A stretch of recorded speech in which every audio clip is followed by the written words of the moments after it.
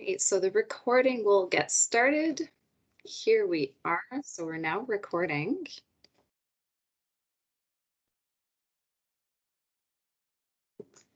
And so again, today, Mission Nutrition Session 1. Today, we're going to look at more than food.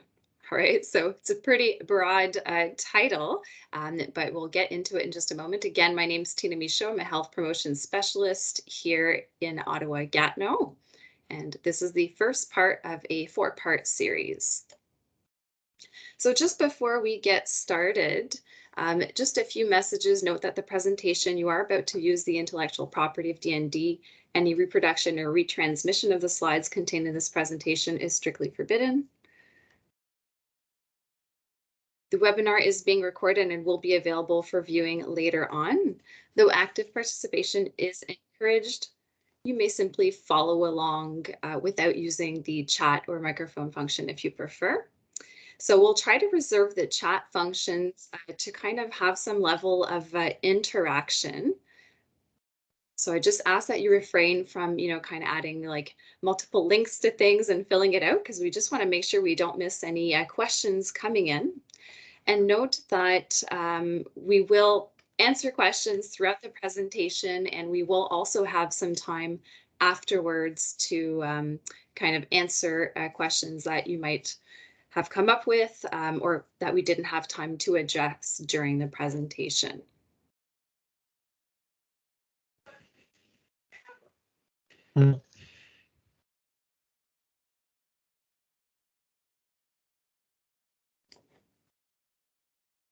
So the presentation outline for today.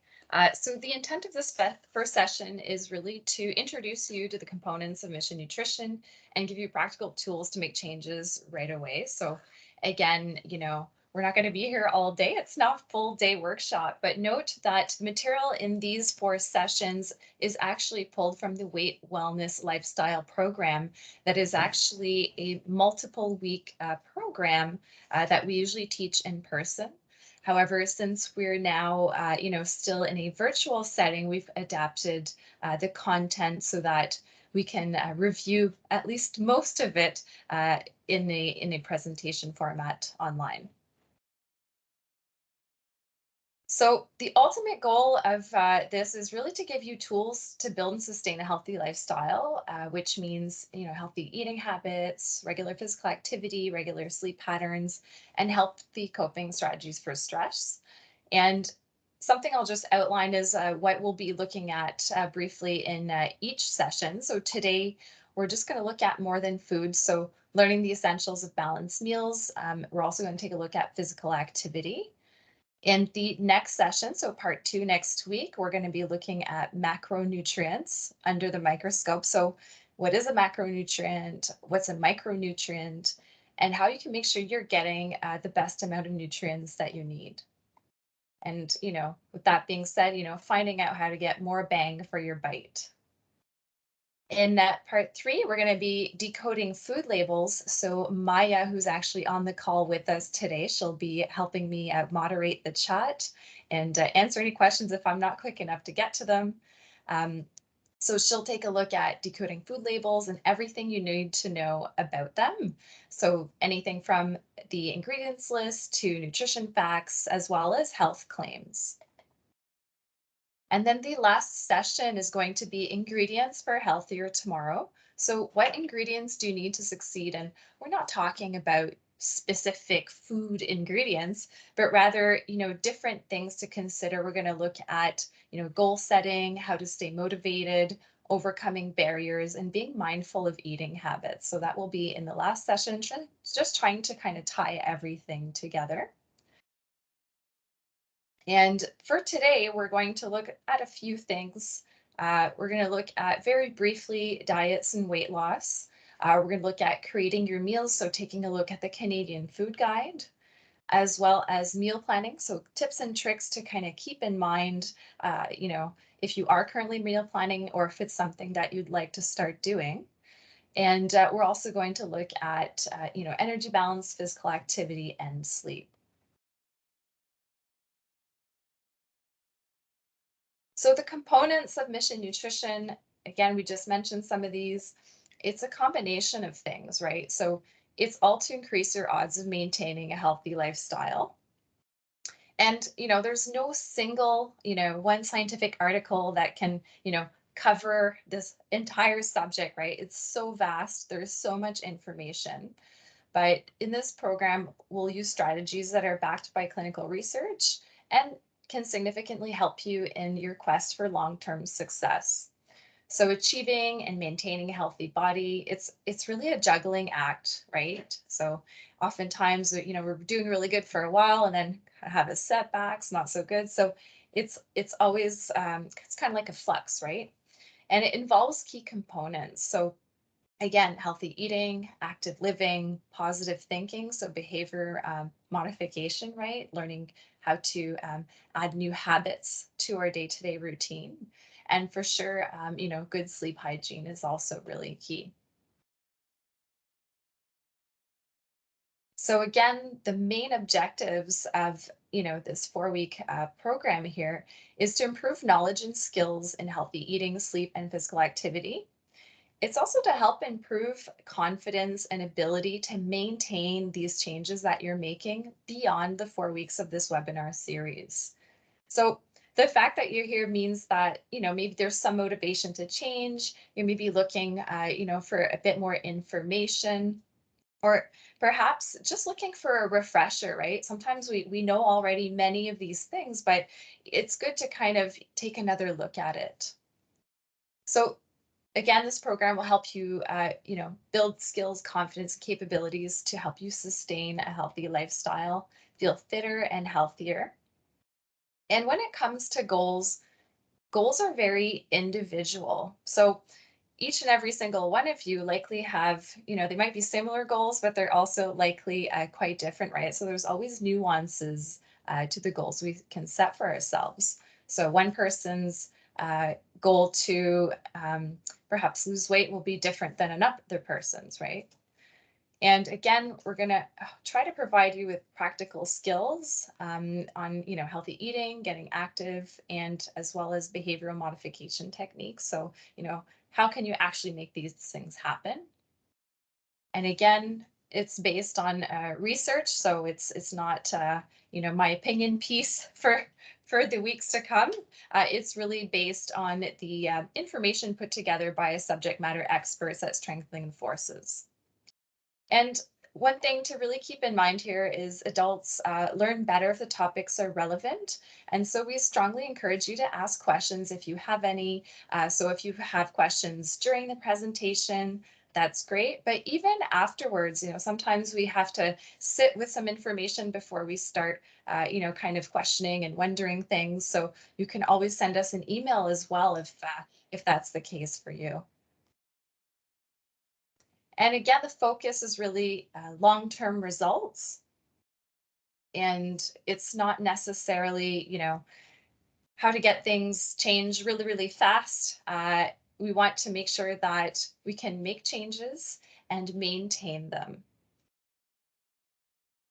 So next up, we're going to go ahead and touch upon, we're going to talk a little bit about um, diets as well as weight loss. We're not going to dive too deep into it, but again, just a general overview.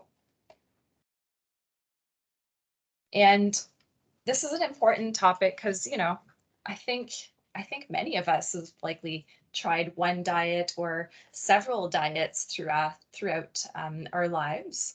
And maybe they're all really different. Maybe it's the same one over and over again. But here we're referring specifically to those fad diets, right? Those diets that are like in fashion, that have lots of claims, um, often on personal reports and testimonials, and not necessarily on valid scientific studies. And again, we're almost 2 years into this pandemic, and I don't have any hard studies to present to you today, but we do know that, maybe you've lived it yourself, that it's not always easy to kind of maintain a regular routine if you're working from home and with all these constant changes with being, uh, in your home, maybe you're quarantined. it's really, really challenging to find regularity. And, you may have heard of the COVID-15 or the COVID-20. Some people have actually been able to be more active during this time. But again, everybody's different. And we're just going to talk briefly about diets. So, why do most diets like they don't work? Well, again, we mentioned how, oftentimes it's a selling point, right? It's not always based or rarely based in scientific studies. And the thing about diets is that they don't take into consideration your usual habits, your likes, your dislikes, your family meal times, your personal preferences, and they can be quite inflexible, making it really challenging to follow for long term, right? So oftentimes we're able to do it for X amount of time, but something happens, it becomes too challenging, and we're no longer able to follow this diet. And the term yo-yo dieting kind of comes from that, where it's really common to teach yourself to follow the diet, and then you're not able to maintain it. You gain the weight back, and then you try another diet, lose the weight, doesn't work, you gain the weight back.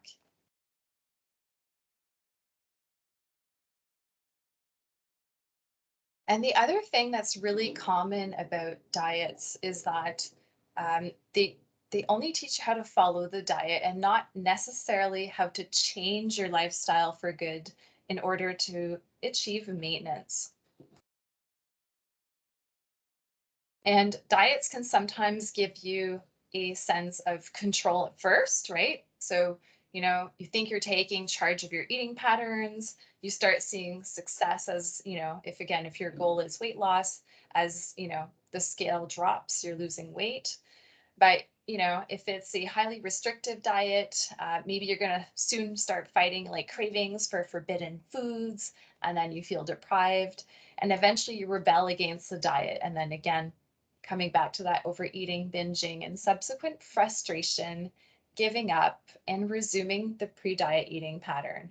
So, the food portion aside, it can have a really big impact emotionally, right? And that can be extremely draining. You might feel guilty. You might have lower self esteem because you weren't able to keep it up. So, studies are finding dangers in the yo yo diet cycle of losing weight, gaining it back, plus a little more, losing, gaining again. And ultimately, it's quite stressful on the body systems to have rapid changes in body weight.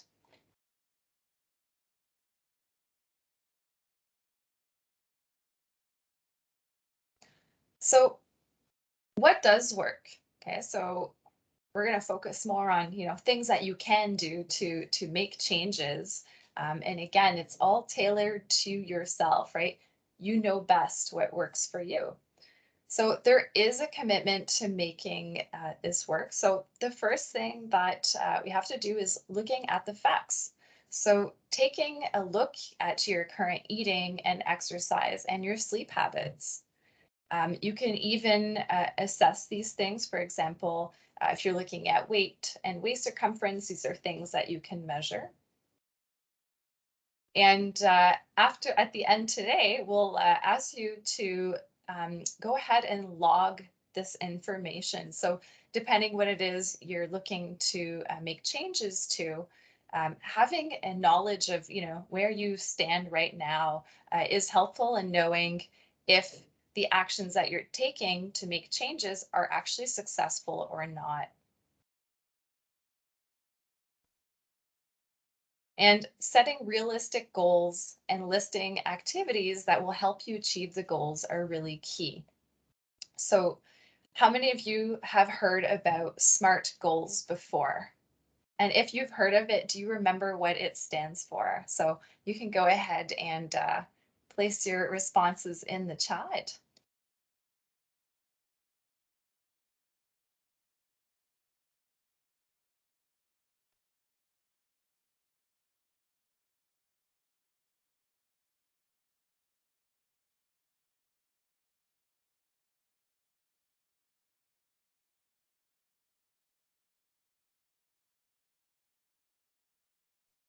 Yes, so we have our first responses come in: specific, measurable, attainable, realistic, time sensitive.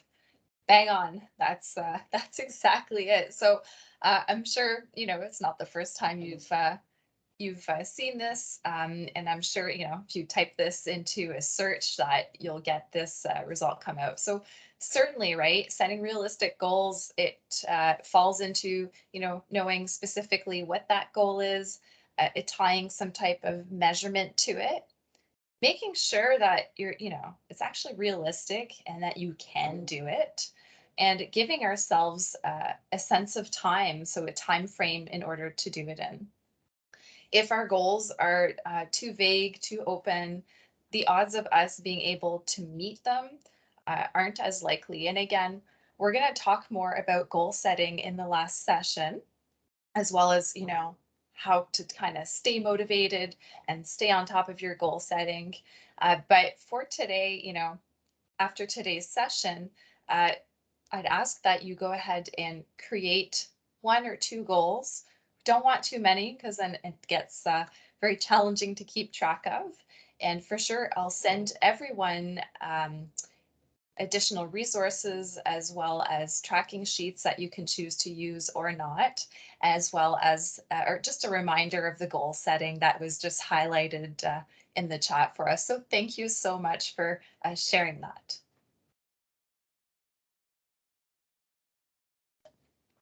So after setting realistic goals, it's also really important, if we're looking to be successful, to find support, right? So you have to do it alone, but at the same time, you don't have to make these big changes alone. So creating a healthy environment, right? So it could be, people who you live with, your friends, your family, who support your goals is really, really important, right? So if, for example, you're wanting to make changes to, um, you want to eat more vegetables, for example, and nobody else in your family is supportive of that, it's going to be harder for you to achieve that goal. But if everyone is kind of on board, again, that fosters that, positive environment to kind of help push you towards your goals. Practice makes perfect. It takes at least 3 to 6 months of practicing a new skill until it becomes habit. So again, it takes a really long time. So we're not going to be seeing any overnight changes necessarily, but everything has to start somewhere. And with practice, the new skill, it will become a new habit and ultimately part of your lifestyle. And again, making healthy habits for life. So next up, we're just going to talk a little bit about a sensible weight loss. So usually I'd like to kind of, quiz everyone on their knowledge, but everything is pretty much already on the slide. But, what is a sensible weight loss? So what does that really mean? So research shows that if you are overweight, losing as little as 5% of your weight can bring terrific health benefits, such as lower blood pressure, improvement in blood cholesterol, as well as improvement in blood sugars. It can also help with reducing the compression on your joints. So when we're thinking about your knees, if you're somebody that likes to run, and I'm sure many of you are familiar with the body mass index, but it's a rough indicator, right? So it's not the end all be all, the magic number. So the body mass index is essentially a indicator that can let you know where you lie within, is your weight ideal? Are you overweight? Are you perhaps underweight, etc.? So it's your weight in kilos divided by your height in meters squared, okay? Really important to note though about the body mass index. When we say a rough indicator, it really is a rough indicator because it can certainly be impacted by your body composition. So some persons who are maybe a little shorter, quite muscular, they might do their body mass index and it's going to tell them that they're overweight or obese. So again, you need more than, just that one thing to give you information. So keeping that in mind.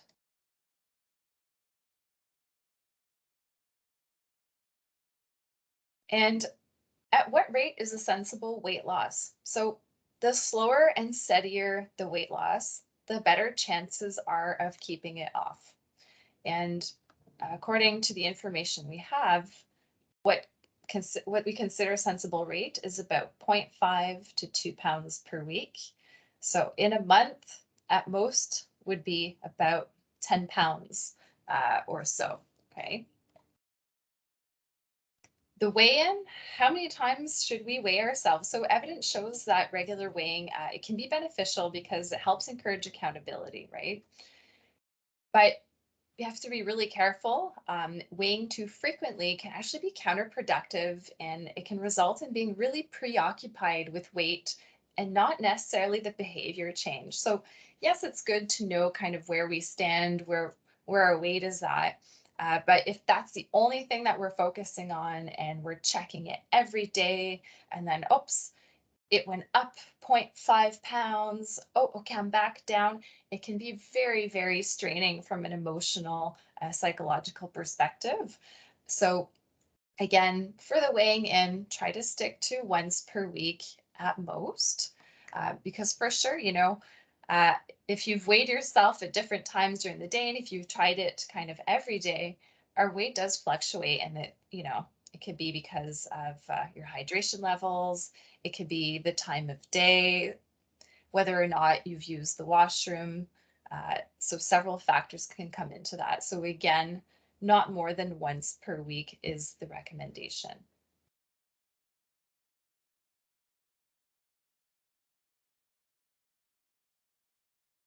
And the other thing that we need to consider if we are kind of, wanting to lose some weight and we want to keep track of it, when I was mentioning and talking about that BMI and how, it's not the end all be all, just gives a rough indicator, the same is true about your weight, right? So you have to look beyond the scale as well. So, why is that? Well, weight is not the only indicator of your success, right? So, for example, if physical activity and muscle strengthening exercises are incorporated into your lifestyle, you might build some muscle, uh, and it will, muscle weighs a lot more than fat, but fat takes up more volume. So, all that to say, this scale might show weight gain or maybe not really any change in your weight, despite the fact that you did lose fat, right? So, some people sometimes report, I've been working really hard. I've been, watching my diet. I've been really physically active, but, the scale isn't changing. But I feel different in my clothes, right? So some people might report feeling, looser pants or just the fit in generals overall. So those are other things to keep in mind if, again, you're looking to lose weight. And again, just to emphasize the weighing, if it doesn't indicate body composition, and it can be discouraging again if that's the only thing that you're looking at. It doesn't see or reflect healthy eating habits. The scale isn't necessarily going to see what changes you've made. And all these reasons can cause you to feel like your goals are unattainable and cause you to try and set unhealthy goals, right? So starting to cut too many calories out of your diet, for example.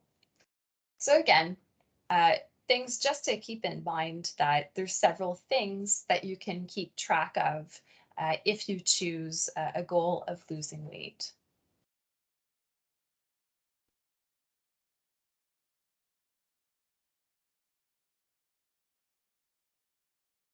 So, question for you.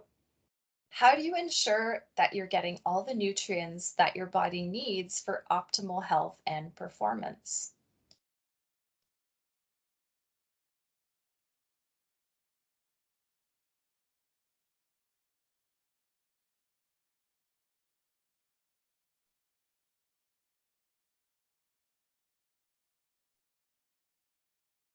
So, we have a variety.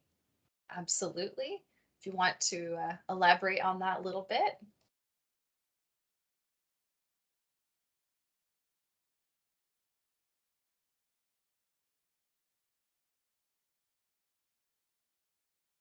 Right, we have follow the Canadian food guide. Yeah, Following the Canadian Food Guide to choose variety. Yep. So different colors, absolutely. Different foods.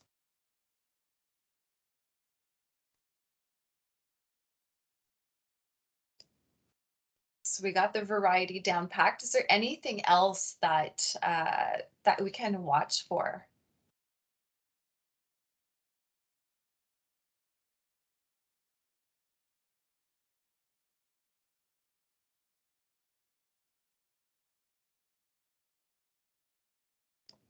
Yeah, definitely eating different colors of foods.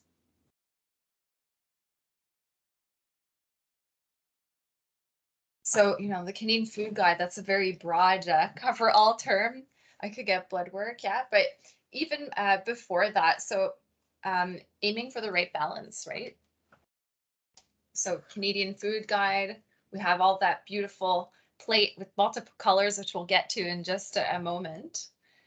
But essentially, eating regularly, aiming for the right balance. So, great balance of variety, balance in terms of caloric intake, and then also being aware of what it is we're consuming. So, the track your food intake. We'll get into that at the end.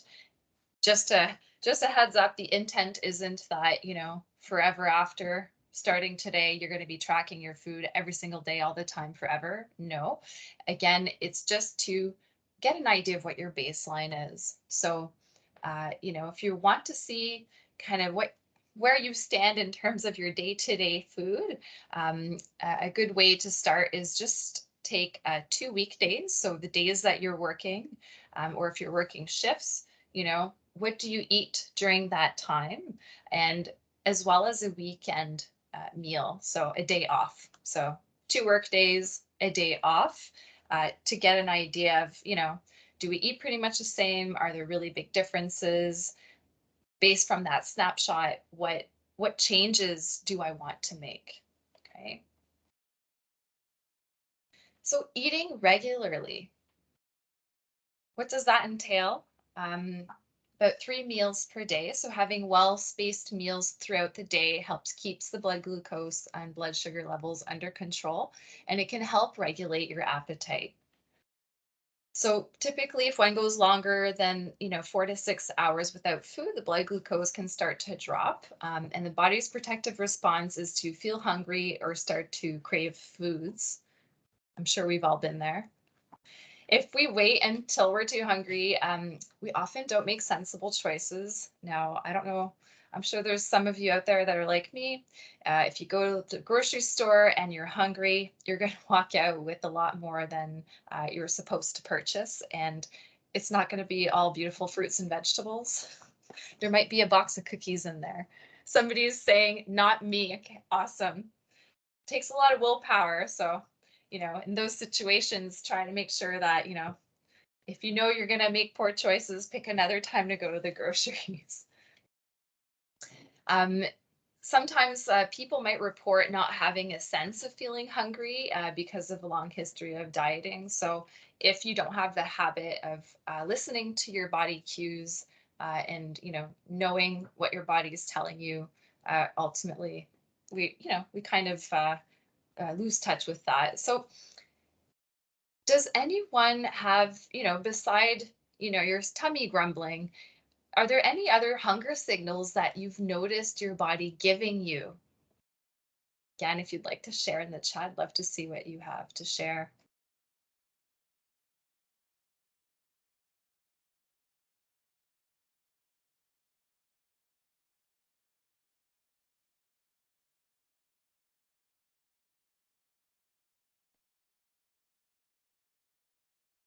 Right? Cranky,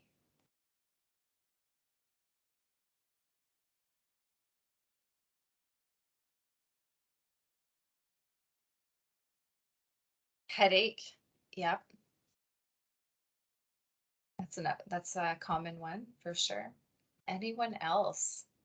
So besides kind of that, gargling stomach, any other signs that tell you like, oh, oops, I skipped my lunch, I didn't even notice I was so busy. Headache, weakness. Yeah. Thank you so much for sharing. So definitely, again, everyone is different, right? Somebody is reporting shaky, dizzy. Yeah. Some people are just not phased at all by it. But again, headache, upset stomach, shaky feeling, tired. So again, paying attention, right? So sometimes we might think we're hungry. It's important to ask ourselves, well, when is the last time that I ate? And well, what did I eat, right? So you might just be tired, thirsty, or bored. So sometimes, uh, you know, yes, absolutely. Somebody mentioned most I feel my body is asking for water. Yep. And sometimes that's just the case. We think, oh, I'm hungry, but really we're thirsty. So again, it's about tuning in with your body and kind of listening to those cues and knowing how to read them.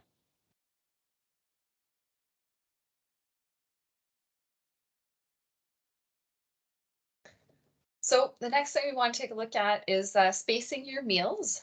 So your main meals should be spaced about 4 to 6 hours apart, and in between those, try to include some healthy snacks when you need to avoid feeling super hungry.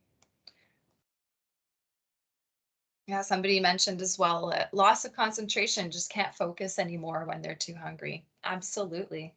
It's time to know that it's time for a break. And speaking of which, it's 10:34. So I just like to take 1 minute. If you are standing, just to, or if you're sitting, stand up. And if you're standing, keep standing.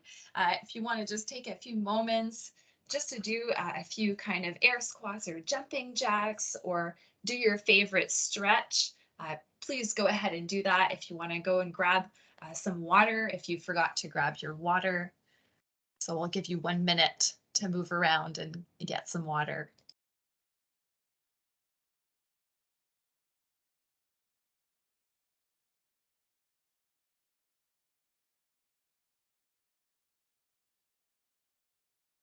And if anybody has questions, feel free to place them in the chat as we go. I'll try to get to them if I can, and if not, we'll address them at the end of the session.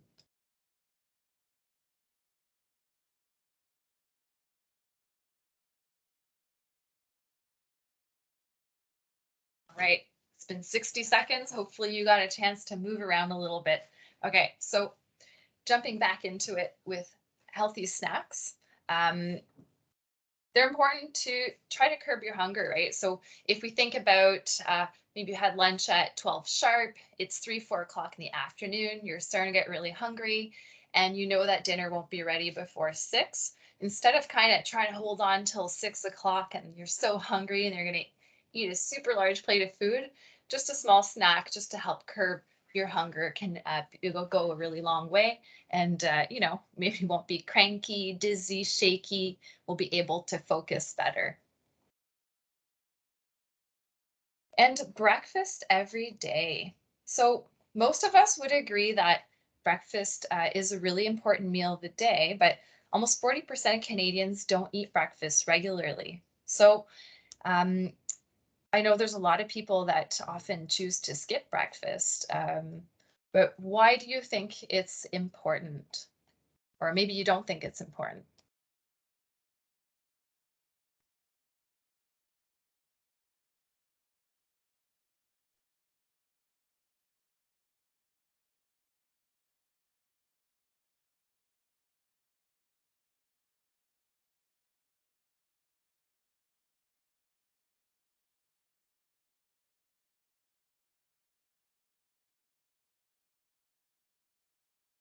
And if it's easier for you to, share your thoughts by speaking, feel free just to raise your hand to let me know, and you can unmute and share your thoughts as well.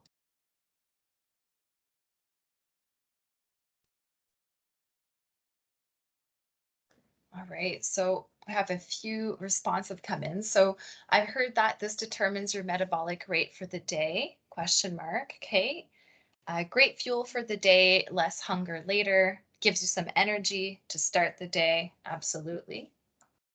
So definitely, eating breakfast is quite important because it will help boost your performance.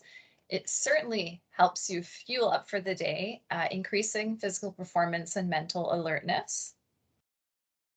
and it helps to wake up your body system. So, yes, your metabolism, and it replenishes the energy that your body used up overnight. So, although we are sleeping, hopefully, and we're not doing any very active movements, we still need certain amount of energy to keep all our body systems running, right? So somebody's asking, what about the saying that goes breakfast like a king, lunch like a prince, and supper like a valet? Very interesting.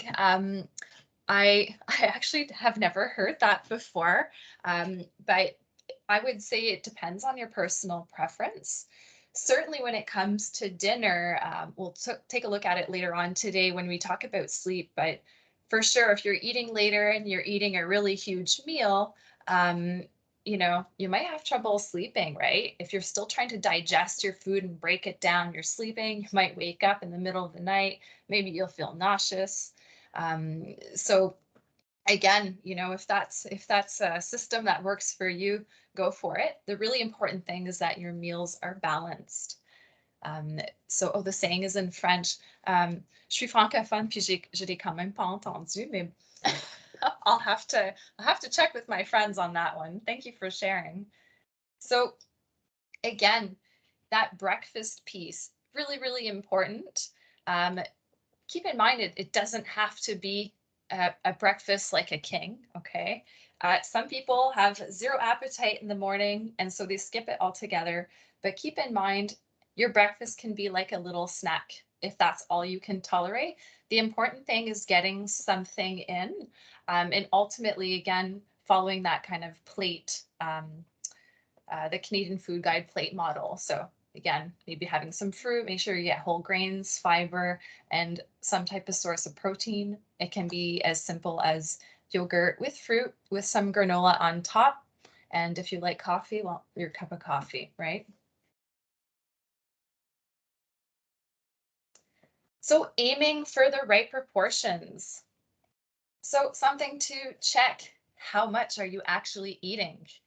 1/4 of your meal can be protein, but is it 300 grams of chicken breast or is it 3 cups of tofu, right? So what are your portion sizes? And well, what is a portion really? So a portion is the amount of food on your plate.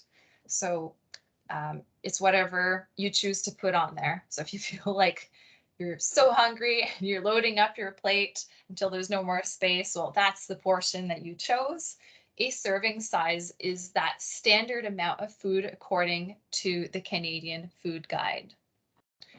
The serving sizes, you may notice, are really tiny, uh, right? So the reason for that is because the food guide is used for ages 2 years and up. And so when we're saying, so many servings of, fruits and vegetables or whole grain products or protein, again, it can be used for young children as it is for adults. We'll just kind of consume more serving sizes as adults than we would as a young child because, well, we need to eat more to get more energy. So just to give you an example, one serving is one slice of bread. But if you eat two slices of bread as a sandwich, it's actually one portion, right? Because that's what you're serving, like that's what you're eating yourself. Uh, so it's going to be one portion, so you're a sandwich, but that portion contains two servings of grain products because it has two slices of bread. If you're eating a club sandwich with the 3-stack bread, then that would be 3 servings of grain products. And just on the right here, you'll see some handy guides on how to quickly establish just a rough estimate on what serving sizes of common foods are according to the Canadian Food Guide. So meat and poultry, about 75 grams is the size of the palm of your hand. You might also know like the size of a deck of cards as well. Fresh, frozen, or canned fruit and veggies is half a cup, or half of your fist. Pasta and rice, half a cup, same thing, half a fist. And these serving sizes, they can help us put into perspective the amount of food that we're eating and help us manage our own portion sizes, right? So that giant bowl of spaghetti that, we might be eating 6 servings. Maybe we should kind of, switch a couple servings for a side salad instead. But again, just a few examples just to kind of bring awareness. And that's a huge part of, healthy eating and, active living overall, right? It's being in tune with our bodies and paying attention, being mindful. So here we have a little game. Um, oh, we have a comment that just came in. The reference to one's hand is proportional to your size. Handy. Yeah. I guess you get to eat more if you have larger hands. I don't know. Well, then in that case, maybe we'll just go with the measuring cup. Thanks so much for the comments.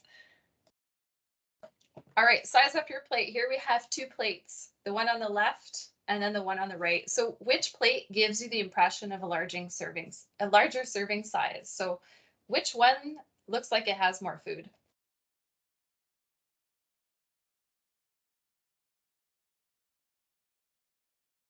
Absolutely, the right one, which is the smaller plate. But if you take your hand or a piece of paper or something and hide the plate on the left, that plate on the right, it looks really full, right? And you don't compare it to the other one. But what if I served you the plate on the left? You'd probably tell me, hey, my plate is half empty, right? So the size of your plate can go a long way. And that's the same for, beverages. So cup sizes and bowls, right? So yes, it's a nice little trick with PowerPoint here. Make the plates disappear, but yes, it is the same quantity of food, but in a smaller plate, you'll perceive that you're eating that much more, even though you're not. So we have a tendency, if we have larger plates, larger bowls, larger cups, to, fill it up, right? Um, but again, if we're looking to be mindful of our portion sizes, try to use smaller plates. I know some folks that, they went out and actually purchased a smaller plate for themselves to actually put it into practice. Same thing if you're, serving up some treats, right? Like a bowl of chips. If you take that giant bowl and put a serving in it, it's going to look like it's not enough, right? But if you take a smaller one, it'll make things look more reasonable. So it's all about illusion. Not quite, but it can help. So the last thing is tracking your food intake. So as I mentioned earlier, we'll provide you with a kind of tracking log at the end of the presentation. Some of you might already be doing this, but the idea is just to get a baseline. So see where you're at right now, tracking 2 days of your food intake for days that you're working and 1 day for the weekend. If you want to do a little more to kind of get a better overview, feel free to do so. But the intent isn't to do this forever. Once you have a good idea of where you stand, again, you'll get used to it as you go. So studies show lifestyle changes are easiest to do when you keep track of your progress. So it ties back into that SMART principle that was outlined for us earlier, right? So being specific, knowing what it is we're improving on. And monitoring is important because it can help you stay on track and solve problems. So if you're not able to meet your goal, why? What adjustments need to be made? And there's a lot of things that you can track, right? So it can be your weight, it could be waist circumference, it could be your food intake, physical activity, sleep patterns, mood, emotions, coping, right? So we have so many tools at our disposition, from, some tracking devices for physical activity. There's, apps on phones, for example. Mood Meter is one that, you can enter how you're feeling each day, and then it kind of gives you a graph of, how you're doing in general. Many, many different ways to kind of record and keep track. And the most powerful part is that accountability, right? And the next one is increasing awareness of those changes. So when it comes to food, again, the food diary can be really helpful to help target areas for improvement. Sometimes it just helps to see it written on paper because we're pretty good at giving ourselves illusions sometimes that, oh yeah, I eat all my, fruits and veggies, even though I only eat them at dinner time, maybe, right? I have a salad for dinner. My veggies are covered for the day. Not necessarily. Um, and again, you might find it useful to kind of do a tracking every now and then just to kind of check in, right? So again, it helps with goal setting and helps with tracking success. So next up, we're falling into the good old Canadian Food Guide. Actually, this is the old Canadian Food Guide with those 4 food groups, right? Things have changed now. It doesn't look like this anymore. It's not the what we would call like the food rainbow, if you will.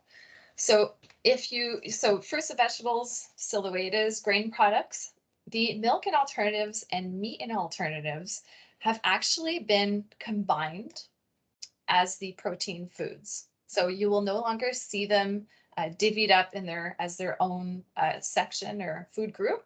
They're now all together. And you can see this in the plate model that should be on your screens right now. So the new Canadian Food Guide depicts how to create a healthy plate for each meal and snack that we eat. And the objective is to simplify healthy eating and to ensure that we're getting the nutrients we require, right? Several of you mentioned getting variety, right? Variety is super important. And in terms of quantity, well, you have it right there on the plate. Half the plate, fruits and vegetables. A quarter of the plate is your protein foods, choosing plant-based protein more often. The reason for that is it tends to contain less saturated fats. And also choosing whole grain foods as often as possible. And in terms of beverages, it's making water your drink of choice. So in the old food guide, you may remember that, we could get away with getting a serving of fruit by drinking juice. Not like that anymore. So again, drinking water is really the ideal choice here. So you might wonder, I'll just go back one slide here. So here you have the Canadian Food Guide. It's this beautiful plate. We can imagine how we might try to make our lunch look like this, or a dinner, or even our breakfast. But sometimes it'd be hard to think of snacks, right? So I pulled these images from, the Canadian Food Guide website, and it's actually a cute little animated video. But here you can see how you can create a snack using that plate model. So, half is your vegetables. So, pepper, carrot, celery. Then you have your hummus. So in the image is depicted as chickpeas. And then you have some whole grain crackers. And then you put it all in your cute little lunchbox. And there you have it. There's your snack. Another example is here you have the apple as your fruit. You have some cheese as your protein food, and then a whole grain slice of English muffin. It looks like it's half. And there you have it, a very well balanced snack. So again, just to give some context, sometimes it's hard to kind of, imagine it, especially when, I don't know about you, but I don't have a board that looks like, the Canadian Food Guide. I usually just put my stuff in the Tupperware and, hope for the best. Try to make it fit. So vegetables and fruits, in any shape or form, right? A lot of people think that, oh, it's canned, it's not that healthy, or it's frozen, it's not as great. Nope, they're still very nutritious. And when we're looking at serving sizes, it's half a cup of fresh, frozen, or canned vegetables or fruit. Just be mindful if it is canned fruit, they sometimes have added sugars to it. So again, something to check on the label. If you're not sure how, stay tuned for the upcoming sessions. When it comes to if you're eating whole fruit, it could be a medium fruit, And a tennis ball is also kind of a good size estimate, if you don't want to kind of judge by the size of your fists. Making half your plate, fruits and veggies, and again, trying to cook, use healthier cooking methods like baking, roasting, steaming, and stir frying rather than fried foods. And always kind of looking at what fills you up for fewer calories. So, if we're going back to that juice example, 300 milliliters of 100% pure apple juice, right? No sugar added, versus one medium apple of 7 centimeters. So the difference that'll be is that the juice is 150 calories, the apple is 70 calories, so it's a difference of 80. And why would you think, so beside the calories, why would you maybe opt for the apple instead of the juice? Again, if you prefer unmuting, just raise your hand.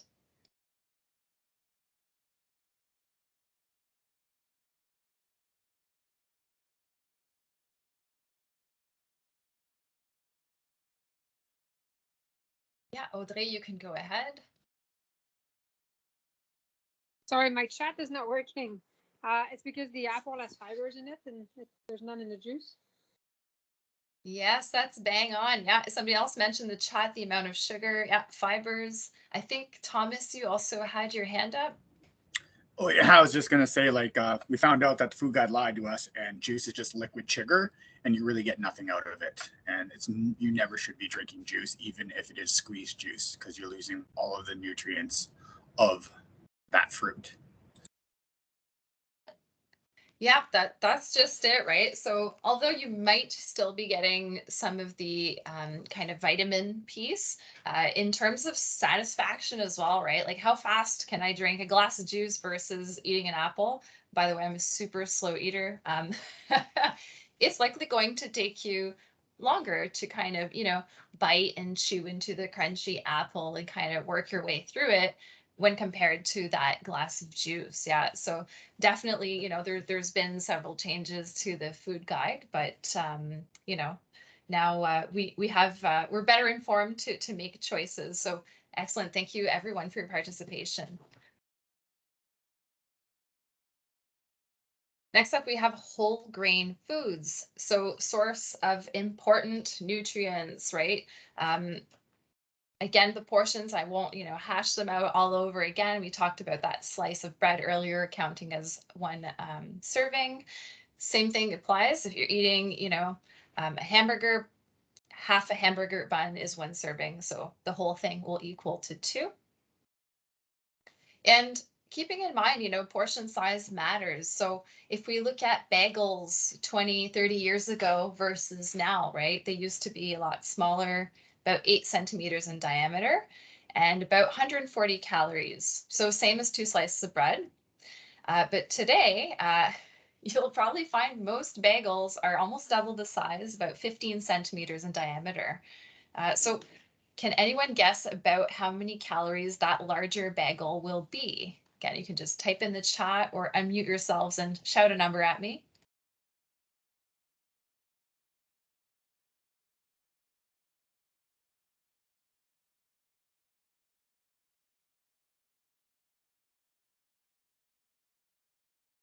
Somebody said 150. So the smaller one that was 8 centimeters was 140.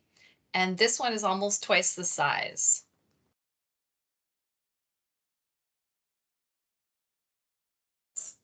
Yeah, 300. Yeah, you're closer. Yeah, so it's 350. So it's about the same amount of calories as 4 slices of bread, right? Note that, yeah, bagels definitely vary, but, I noticed recently when I was at the store, there's some bagels that, well, I don't know if we can really call them bagels. There's almost no bagel hole in the middle. They just it's just almost like a huge bun, right? So the difference between those 2 bagels is 210 calories. So kind of, again, thinking about the portion, just because it's one bagel doesn't mean you have to eat the whole thing. You can, cut it in half, share it with a family member, save it for later. And when we're talking about grains, we're also putting more focus on whole grain foods, just because they have, again, more fiber, vitamins, and minerals. And we do need quite a bit of fiber throughout the day. And the best way to get it is by really consuming it throughout the entire day. So fiber can be really, really beneficial for your health. It can lower your risk of stroke, colon cancer, heart disease, and type 2 diabetes. And enjoying a variety of whole grain foods. So if you're kind of wondering, wait, what are the whole grain foods again? So things like quinoa, whole grain pasta, whole grain bread, whole oats or oatmeal, or whole grain brown rice or wild rice. And again, trying healthier ways to prepare your whole grain foods that have less sugar, fat, and salt can be definitely beneficial. And just a quick note, whole grain and whole wheat isn't actually the same thing. Whole grain will retain, all components of the grain, whereas whole wheat actually pulls out a portion. So you won't find as many nutrients in there, but still a better choice than the white refined flour. Protein foods.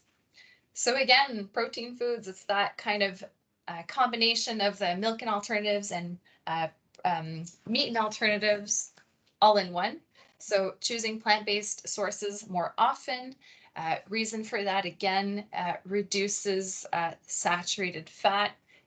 Animal products tend to have more of this, with the exception of two plant products. Is anybody able to tell me which two plant-based, I guess, foods or ingredients have a lot of saturated fat?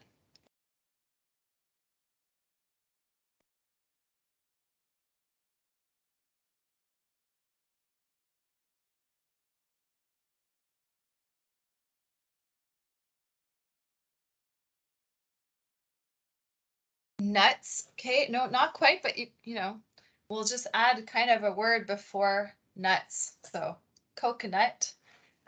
So coconut oil as well as palm oil are those two plant foods that have saturated fat. But when we're looking at nuts or seeds, yes, they do have a lot of fat, but it's the unsaturated fats, which we do need in our diet.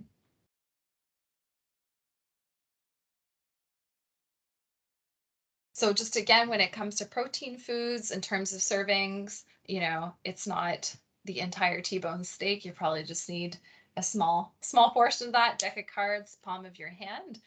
And again, the cooking methods, trying to use some that have little added fat, like grilling, roasting, poaching.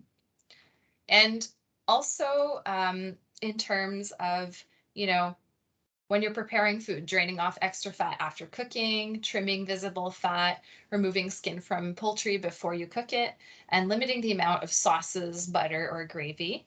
And you don't need to eat large amounts of protein foods to meet your nutritional needs. So just like all the other, foods and fiber and things that we looked at today, the key thing is really to spread it out throughout your entire day. So the North American diet tends to, pool a lot of its protein intake at dinner time, right? So we'll kind of have maybe more grain products and fruits for breakfast, have a light lunch, and then dinner, big steak, really heavy. That's when we're getting most of our protein.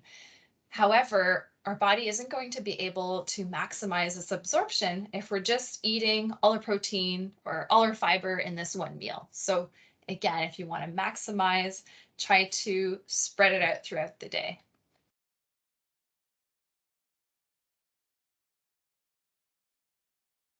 So a question that just came in. So I spoke about coconut oil, and the question is, what about eating them whole? So if you are consuming, you get a coconut, for sure in the coconut flesh, there is that oil, but because you're consuming the fruit, it won't be as elevated. So, coconut is something you enjoy to eat on occasion. There's absolutely nothing wrong with that. But it's more around food preparation, we can use coconut oil, palm oil, that type of thing. Sometimes we think they're all unsaturated fats because they're derived from plant, but those are the two exceptions that do have saturated fat. There are studies that, I don't have more details on it, but there are studies looking into, are the plant saturated fats not as bad as animal saturated fats, but I don't have a concrete response on that. We're still waiting for more evidence and more research. So fluids. So you need at least 2.2 liters or 9 cups of more fluid per day. But the exact amount that you need will vary, right? Depends on your age, your gender, your activity level, your environment. And note that fluids includes water and other beverages, right? So if you have some milk, some juice, yes, you can still have juice on occasion. That's totally fine. Soup as well, right? Soup is a fluid. We're going to get, some hydration from that. And as well as coffee, tea. But water should be the beverage of choice because it helps keep us, healthy, energized, as well as control our body temperature, help with digestion, right? Kind of that motility, keep things going, and carries nutrients around our body. It also cushions organs and joints and helps get rid of waste and keeps our bowels regular. So everybody stays in a great mood. So we have another question here. The best oil to cook with. No, we didn't jump into that. I think we might touch upon it next week. But we do have kind of a card, if you will, outlining all the different types of oils and if they have, what types of fats they have. A really great one is actually canola oil is quite good. It has a higher smoking point, but I think we will touch into that next week when we look at macronutrients.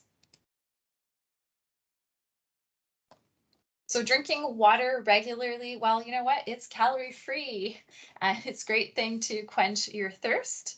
And again, limiting our intake of soft drinks, sports drinks, and energy drinks, things that are sweetened, as well as alcohol, because these beverages can be high in calories and low in nutrients. So making a plan, if you have water easily accessible, and that you enjoy its taste. So if you like really cold water or room temperature water, or maybe you like adding a little bit of flavor by putting a couple berries, maybe some herbs in there. Whatever it is that you prefer, you'll be more likely to, drink it more often. Personally, I carry my water bottle around with me. It has to be beside me. Otherwise, I just go without drinking. And that's even the case when I'm working from home. So important thing is to make a plan and do what works best for you. Does anybody want to share kind of any strategies that they have for making sure that they get their fluids?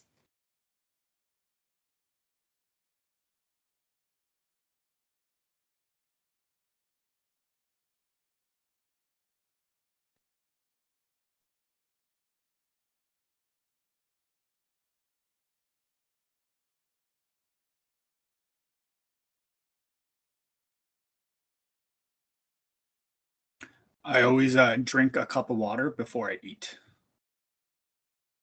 to ensure I Awesome. get it. Excellent. Thanks for speaking up. I didn't see the little yellow hand go up. Definitely. Thank you for sharing.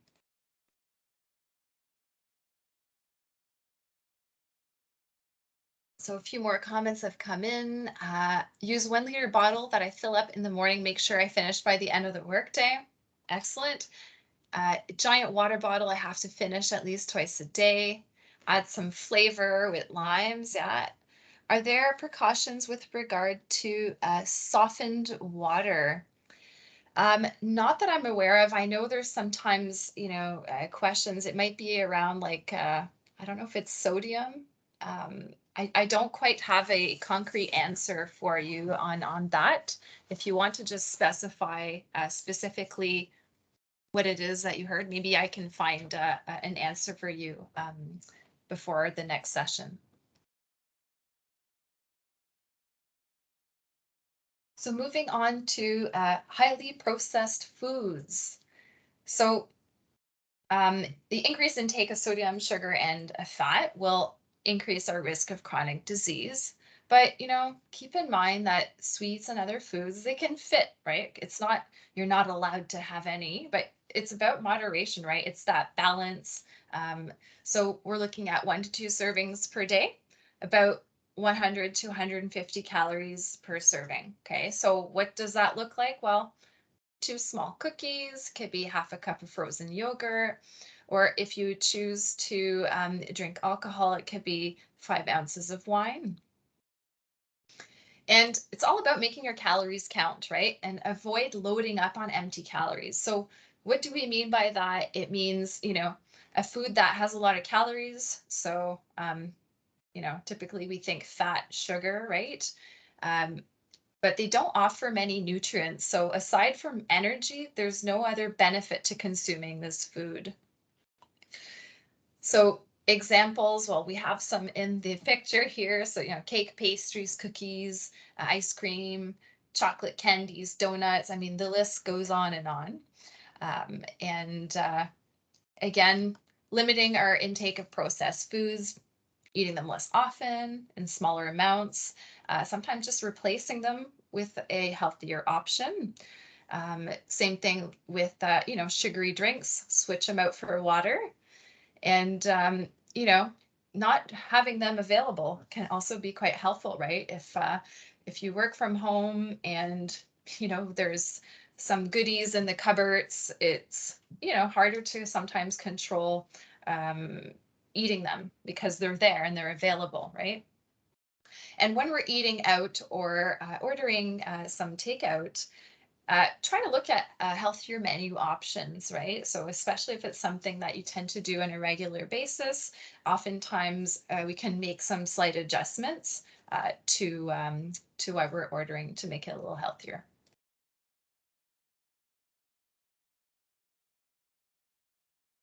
So next up, we have meal planning.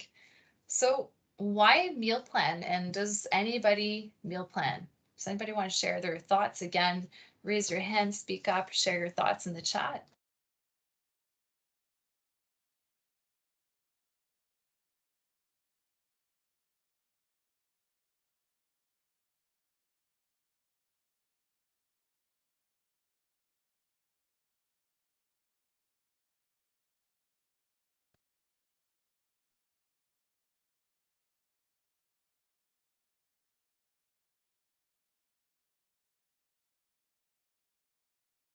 All right, so why meal plan? Well, maybe it's something that you do, maybe it's something you're thinking of, but there's a few benefits when it comes to meal planning. So a menu plan will help you save time. Who doesn't want more time, right?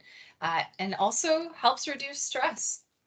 So there's, when you know you're eating, everything's there that you need, there's no dash to the grocery store for a missing ingredient or frantic searches through the freezer for something to thaw for dinner. The other thing is that it can help save money and reduce waste. So reducing trips to the grocery store, once again, it can help reduce that impulse spending.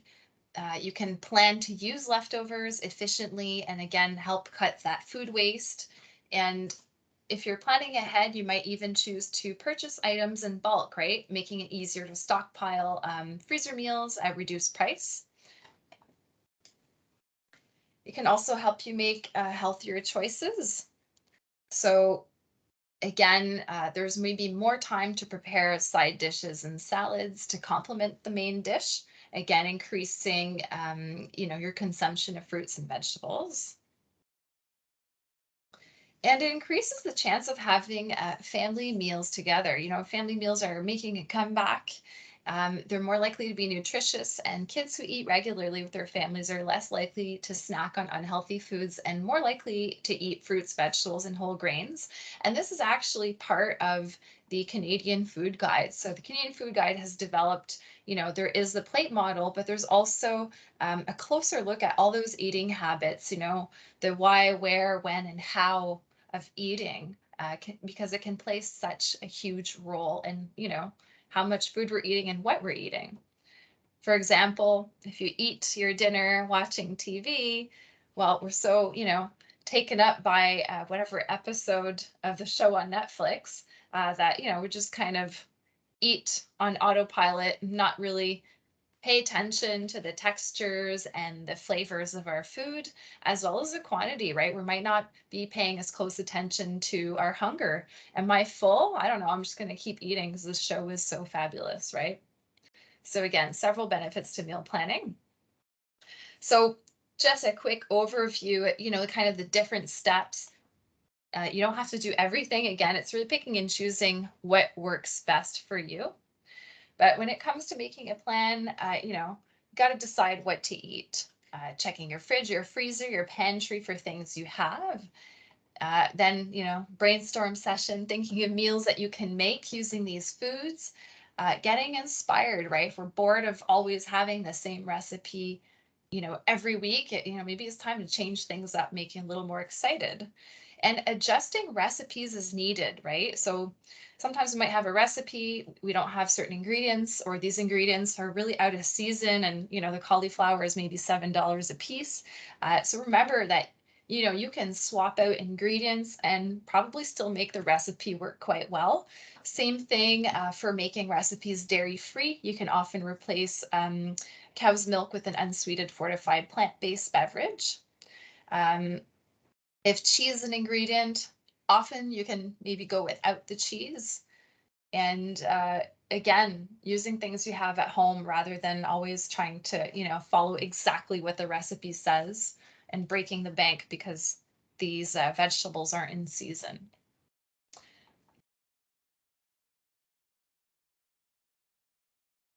As I touched upon earlier, when it comes to grocery shopping, you want to make sure you eat before you go. Assess your habits, right? Like, when you're in the grocery store, do you always go to certain aisles, or do you spend most of your time around the perimeter of the store? It's important to write down the foods that you need beforehand to make sure that you have everything you need for whatever recipes you have in mind. And yeah, part of being prepared includes not shopping on an empty stomach. Some of you have very strong willpower and don't have this problem. Others, like myself, you need to make sure that I'm not hungry and I go to the store so I don't buy foods I don't need. And again, aiming for your cart to be nice and colorful, right? So as a helpful tip, make half the items in your shopping cart vegetables and fruit. In-season vegetables and fruits are often tastier, fresher, less expensive. And skip out on grabbing those last minute items from the checkout aisle because these tend to be expensive and they're usually not healthy options. Assess your shopping habits. So as I mentioned, where do you spend most of your time? In the aisles, around the perimeter. Try to limit the amount of highly processed foods in your basket. And take the time to look at food labels. If this is something that you find absolutely overwhelming because you're not sure what to look for, what's important to you, again, make sure you don't miss that decoding food labels workshop. And I skipped a couple points in the make a plan part. Cooking big. So, if you're going through trouble making a recipe, instead of making, 4 portions, you can go ahead and double it up and make 8, freeze half of it. So on one night where you're just super busy, you didn't have time, you could just thaw something really quickly, heat it, it's done, right? And then not doing it alone. So involving the rest of your household in meal planning and cooking, right? So it's not all on you. And the last part about meal planning is that healthy cooking piece. So again, somebody asked about, like what oils to use. When it comes to healthy cooking, we're looking at reducing salt, sugar, and unhealthy fats. So it really comes down to, opting, not to fry your food, but to bake it or grill it or poach it instead. As well as when we're talking about proteins, trimming off excess fat. If you're maybe cooking up some ground meat, drain the fat out before you kind of maybe put your meat in your spaghetti sauce, for example. So small things like that can go a really long way. So for the energy balance, so it's not just about eating, drinking. We need to look at the whole picture, right? So it's all about, input, output. I know it's overly simplistic. It doesn't always work this easy, especially if we're looking to lose weight, but this is kind of the basic fundamental concept here. And again, if you look at the scale, the food is what you're consuming, and then the output, well, it's your basic living and activity. So the more you move, the more physical activity you do, the more calories your body will use. And your metabolism also depends on your height, your weight, and your genetics. Aging does slow down metabolism to a certain degree, for sure. And some hormonal changes can also lower metabolism. So, how you could get away with eating certain things in your 20s might not be the case anymore in your 50s, right? And it's about kind of tipping the balance. So we'll kind of look at how we can do that in the next slides. So tipping the scale in your favor. So 1 pound of body fat is about 3,500 stored calories. For example, if we're looking to lose 1 pound per week, we're going to have to eat less calories. So eating 500 fewer calories per day than your calories used would result in losing 1 pound per day, because 7 days times 500 equals 3,500. But every body is different. So again, it can vary from week to week. And well, how are we going to cut calories? Well, ideally, we're going to make a deficit through a combination of moving more, so doing more exercise or physical activity, and so that's part of it. So 250 more per day.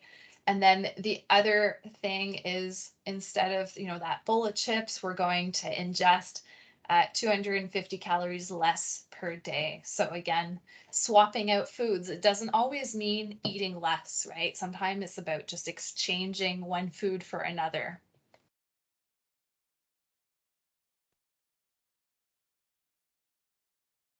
And in terms of physical activity, there are the Canadian Physical Activity Guidelines.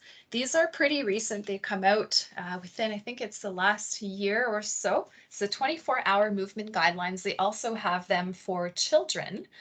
So it's quite easy to find them on the CSEP website. Again, we'll send that to you after the presentation. But just a question for you. So how many of you have difficulty making time for physical activity during your day?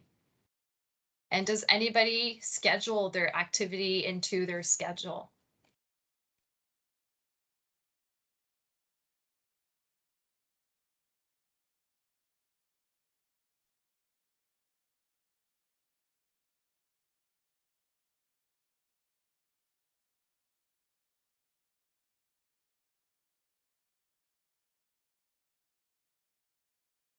Or strategies or things that have changed over the course of 2 years?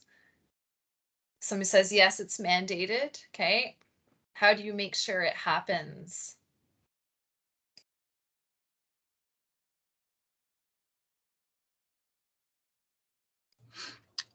So one strategy I did to make sure it happens is I joined a martial arts club.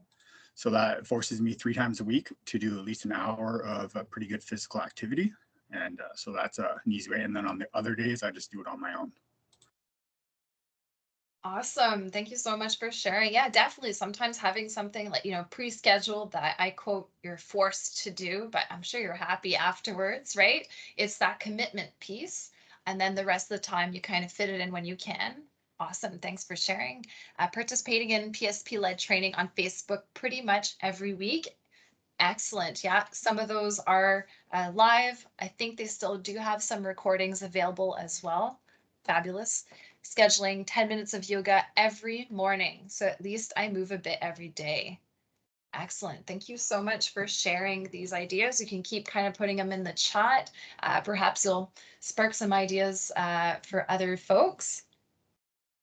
So moving more, right? So adding movement in your day. whatever that is, right? So it doesn't always have to be, scheduled, specific gym time, right? There's all sorts of ways we can move. For sure, the recommendations are 150 minutes per week of moderate to vigorous aerobic exercise with muscle strengthening about twice a week. And in addition to that, it's great you do your workout in the morning for an hour, you had a super great time, it was nice and intense, but then you're going to sit the whole entire rest of the day and not do anything. Ideally, you want to break up those seated postures and, again, sit less and move more, which falls into reducing that sedentary time, right? So this is the new component to these recommendations. So yes, you have that move more, exercise, but also reducing the time that you're in sedentary postures. So sitting or reclined on your sofa, we sit to do so many things, right? So, limiting our screen time can help us reduce the sedentary time. We want to limit to 8 hours or less per day. And if you, again, want to set yourself goals, you can even look at, perhaps reducing your sedentary time. So maybe look at all the hours during the day that you spend sitting and then see how you want to change that, right? You can break up long periods of sitting as often as possible. So earlier we kind of just got up from our seats. Even if it's just 1 minute, it's better than doing nothing at all, right? 5 minutes, anything that you can get in. And so counting steps is a easy enough way to see kind of what your baseline is at. I believe there are some apps that do track steps. And if you don't, that's fine, right? You can even use on the go map if you're walking outside to see, how far is it to walk around the block? How many times per day did you do that? So again, it's all about finding your baseline. What are you doing right now? Are you happy with it? Do you want to make changes to it? So we often hear that, okay, it's the 10,000 steps per day and like you have to meet that, otherwise it's no good. Not quite, right? That 10,000 steps per day isn't really quite anchored in science. Actually, the recommendation is 7,500 to get significant health benefits. And for sure, the more you move, the better it is. And, taking more steps means you're spending less time sitting, which is a really good thing. Setting a realistic goal, whatever your baseline is, if you're looking to improve, aim for no more than 500 steps for a whole week and following that rule of 10. So if you're looking to increase, no more than 10% per week to kind of bring you to whatever you set yourself as a goal. And the last thing we're just going to touch upon is sleep. So sleeping well, so adults, it's recommended 7 to 9 hours of good quality sleep on a regular basis with consistent bed and wake up times. So yes, even on the weekends. So sleep is so important for memory consolidation, improves resiliency and stress management as well. It also affects mental and physical fitness. And it can have a pretty significant impact on our appetite as well. Some studies show that, people who are short on sleep tend to crave kind of more of those, fatty, sugary foods. So just some really quick tips to improve your sleep, avoiding screens an hour before bed, develop a healthy bedtime routine. So, just like young children, we're no different, right? Healthy bedtime routine can help, get us relaxed, get us ready for sleep and fall asleep faster. And for sure, when it comes to, eating, we mentioned this earlier, avoiding caffeine, alcohol, and heavy meals and nicotine close to bedtime because they can negatively impact the quality of our sleep, maybe waking us up at night. Perhaps even when it comes to alcohol, if we have alcohol too late in the evening, it can interrupt certain sleep cycles. So even if we think we might be getting the best sleep ever, actually we're not necessarily. And getting active during the day. So exercise is excellent for helping us have a good quality sleep. So it pretty much brings us to the end of today's presentation. So tracking this week, again, this is self-directed. We're not going to collect sheets next week and, assess each and every one of your goals. But I'll send you a few resources after this presentation. So try focusing on building a healthy plate, right? Think about that plate model, recording your physical activity and your steps if that's something you want to improve in, recording your food intake. So 2 work days, 1 weekend day. Again, just to get your baseline to see if there's things you might want to improve on. Maybe you're doing better than what you think. And noting your bedtime and wake up time. Are you getting that recommended 7 to 9 hours? So remember, these notes are for your personal reference. It's to set a baseline, help you kind of build goals. And that brings us to the end of today. So thank you so much for all your participation, great questions, and your time today. You can follow us on social media. And again, if you have any questions that kind of come to mind between this week and next week, feel free to email our positional email, healthpromotionnCR@cfmws.com. And we'll try to make sure it's a smoother process for the link joining. So if anybody wants to share kind of what your issues were, you can please send us an email and we'll try to straighten everything out. So I'll stay online for any questions. On that note, have a great rest of the day.